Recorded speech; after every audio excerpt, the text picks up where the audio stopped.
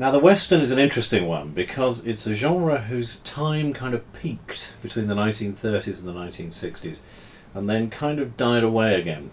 And yet now still we have massive Westerns being released. We've got the Hateful Eight still keeping the genre very, very high up on the radar for everybody who goes to the cinema. And yet as a genre it's one that maybe the history isn't that well known. Oddly enough, Westerns have been with us since the beginnings of cinema. The very first Western, in most people's minds anyway, is The Great Train Robbery of 1904, made by Edwin S. Porter. This gives us not just the idea of cowboys, of villains, of the chase, it gives us the attack on the train. It gives us even a barn dance partway through the film. Because it's based on the old style of Victorian travelling theatre shows, where you would have a scene set, say, in a signal cabin, as you do at the beginning of the film, and then you would cut away to an entertainment scene which would be a dance. In this instance we see the dance and then we see the villains being pursued. It's a weird kind of hybrid between theatre and cinema, and how you actually put music to it is a really interesting problem, because Western music per se obviously didn't particularly exist when The Great Train Robbery was released. There were Western songs, there were tunes that were known from the frontier times, you could use those, and yet when everything kicks off and we've got action all the way, what do you put to that? Well, a modern composer would put to it something that sounded like Western music to a modern filmgoer. Where did that come from? Our idea of music for Westerns was really shaped in the 1930s and 40s.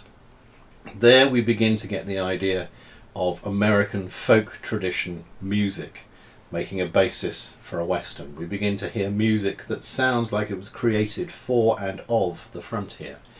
It tends to be very, very easy, beautiful, and for the most part keening music, talking about the sentimental stuff that songs of that day did.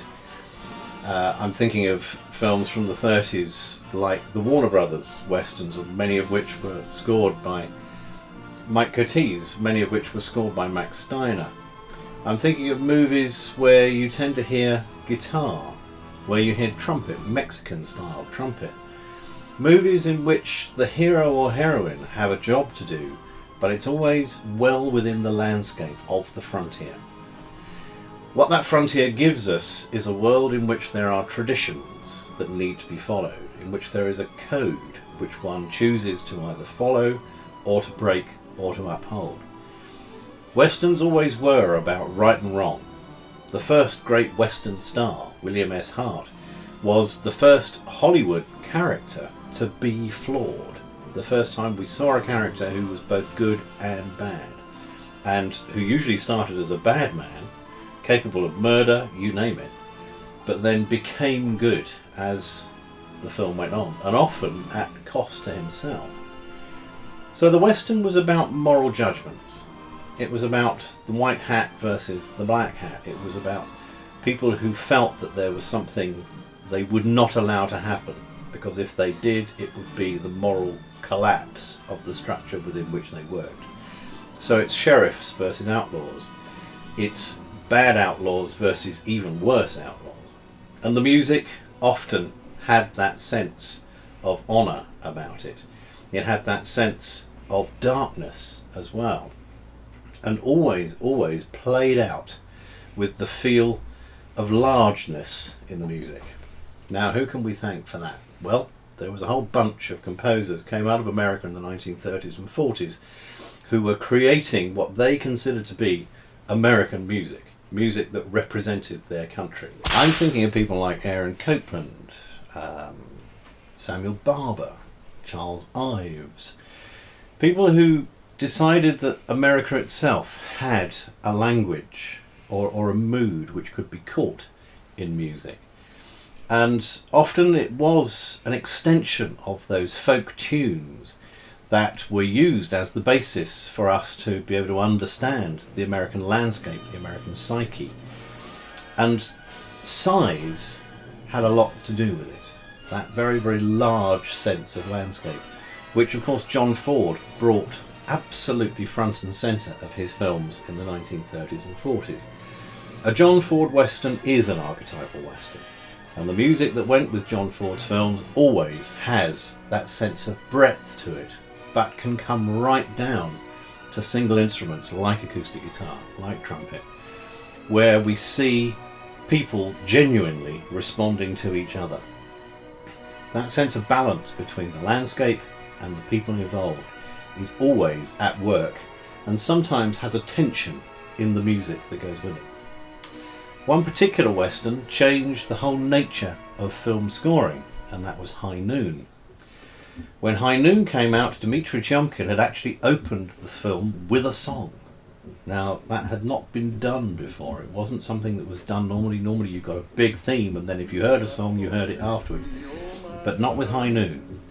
With High Noon, Do Not Forsake Me, Oh My Darling, which is an absolute sounding frontier song. It sounds like something that could have been sung in the 1870s or 1880s. That becomes the entire leitmotif for the whole film. It is describing Grace Kelly's response to Cooper's character, but it's also summing up the whole moral issue of the film.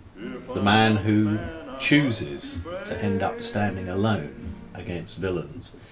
The man who is the one real ethical person in the town, whose stand actually does bring about the right ending for the town, but to the point where, when it happens, he has lost so much faith in his fellow townspeople that he collects his bride, puts her on the buckboard, and rides out of town. The use of that song kicked off the whole idea of songs summing up films, and High Noon was so influential in so many ways. But it was also, ironically, probably the high noon of the Western genre.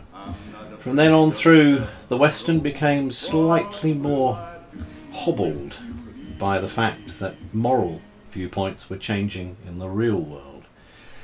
By the time we get to the 1970s, and a genius like Sam Peckinpah, we've had the 60s, and every major black and white issue has been seen for what it is, shades of grey.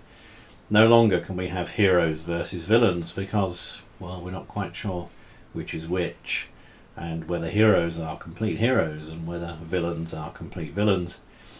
By the 1970s we all know that we're all just human beings, capable of both, and actually it becomes about strength, it becomes about loyalty. The Western becomes about the West. And then, of course, the music changes. You don't necessarily have to set a Western from the 1970s onwards in a Western setting, or indeed give it Western music. You can give it any music. You can give it the sort of music you would have expected from something like McCabe and Mrs. Miller, which is an entirely different take on the Western, and whose music has an entirely different take on the whole idea of the Western. Or with the Peckinpah films, there still is a sense of wonderful Western world, both the speed, the heroism, the villainy, the violence. All of it still summed up somehow or other by scores that had got that genre feel to them. And so we come up to today, and for many years the Western was not really a genre that interested anybody very much. If there were Westerns, they were retro Westerns. They were there to try and recreate a moment, or to use a Western as a framework for comedy, or for another genre, horror, war, love, just not actual Westerns, because the Western was sort of an idea as much as it was a landscape. But now when we hear Western music, or music to go with Westerns, we have certain assumptions, certain expectations. We do expect size in the sound of a Western, even if it's a full orchestra moving with tremendous speed to a Copland-style rhythm. We do expect the sound of maybe the human voice singing as well. With the Coen brothers' fantastic remake of True Grit, the first thing we heard was a very beautiful piano playing a revivalist hymn. That in itself summed up the Western, or at least the Western as it was going to be seen in True Grit. Because where the first version of True Grit was about John Wayne, the greatest Western star, the remake was about the central character in the book, and that was the girl. And she had a moral centre that Rooster Cogburn couldn't even begin to understand. As these changes have gone on, we've seen the music change with them. We've heard every possible style of music with the Western. But more than anything else, I think we've seen that the genre is a bit more resilient than people gave it any credit for.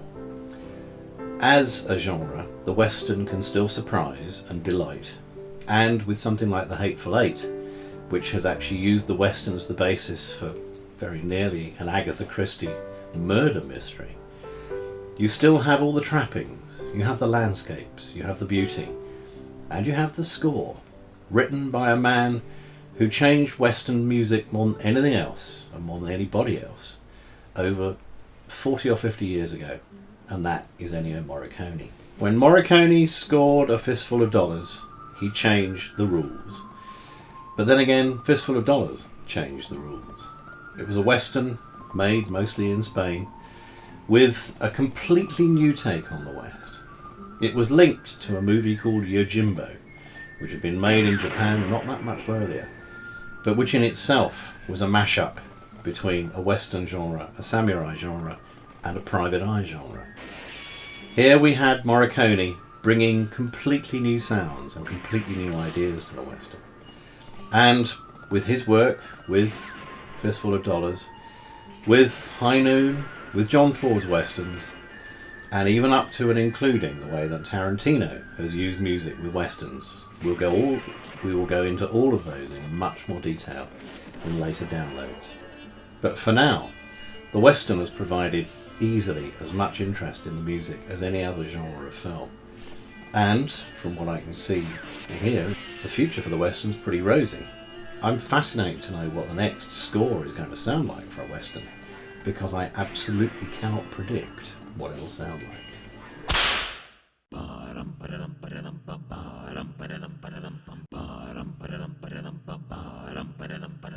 Neil bronze bells and whistles, a show about film music.